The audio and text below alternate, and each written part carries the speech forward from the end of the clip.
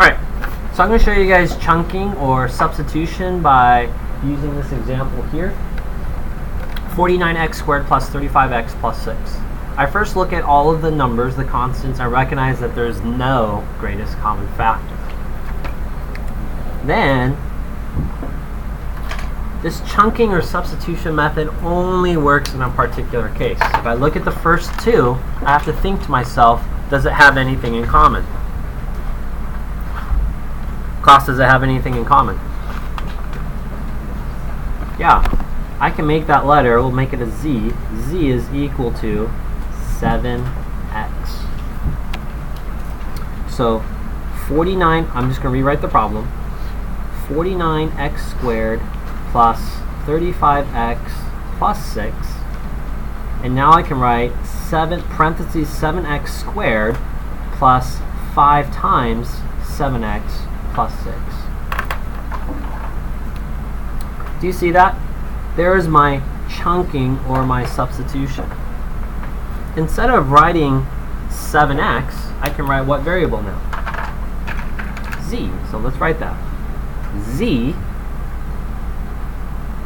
I like to draw another line through it. Z squared plus 5 times z plus 6. And now can I use my Xbox factoring? Yeah. Two numbers that multiply to be 6. And two numbers that add to be 5. Class, what are those two numbers? 2 and 3.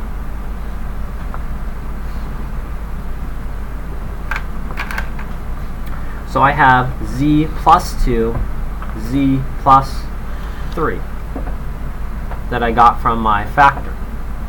And then we just finish up the problem by going back here. Instead of writing z, class, we can write what? 7x plus 2, 7x plus 3, and this is my answer.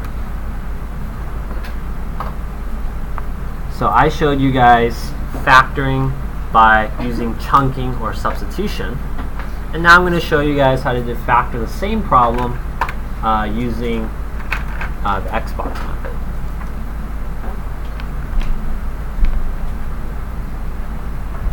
In the Xbox method, I'm going to use A, B, and C.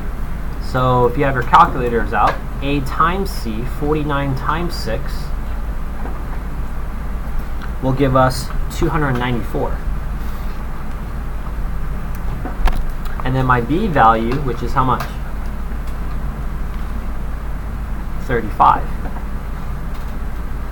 I need to think of two numbers that multiply to be 294. But the same two numbers there will also add to be 35. Now, what can you do with such a large number? Well, in your calculator, you can do 294 divided by 2. If there's a remainder, that means it's not a factor. If I divide it by 3 or 4, 5, and you keep going and increasing those numbers. Well, you play around with it. You have the ability of your calculator. And then those two numbers are, anyone find them? 21 and 14. On your quiz or test, I won't give you such a large number. Let's go ahead and put this in a box now. I have 21, and I'm going to add an x. And 14, I'm going to add an x. And the reason why you add an x is we're basically splitting the b term. In the top left will always go the a term, 49x squared.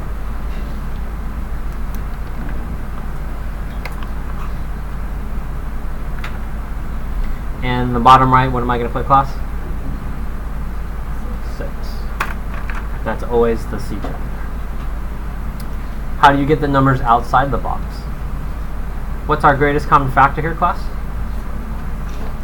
7x.